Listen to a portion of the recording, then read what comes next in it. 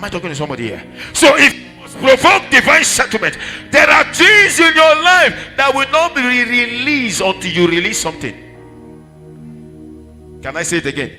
There are things that will never be released in your life or released to your life until you release something.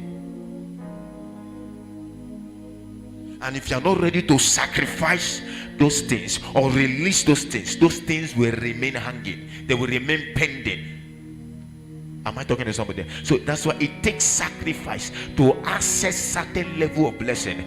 Sacrifice is a trigger.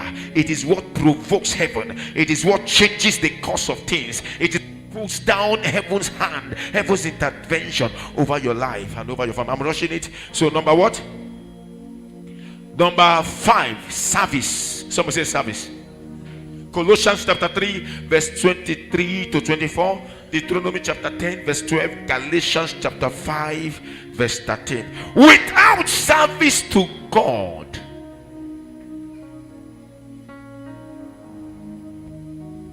service. You want to provoke settlement in your life. You want heaven to settle you suddenly. You must be committed to service. Service to the house of God. Service to the house of God. Understand that every time spent in God's presence, everything you do. I know of a woman who, by way of prophecy, one day I called her in the presence of everybody. My wife can still remember, and some of us who attended that program. I called her and I said, Madam, the Lord is saying you stopped something you used to do to him.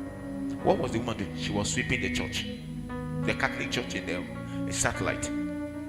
She was among those who sweep the church, and she didn't know that while she was doing that, God was rewarding her and God was blessing the children.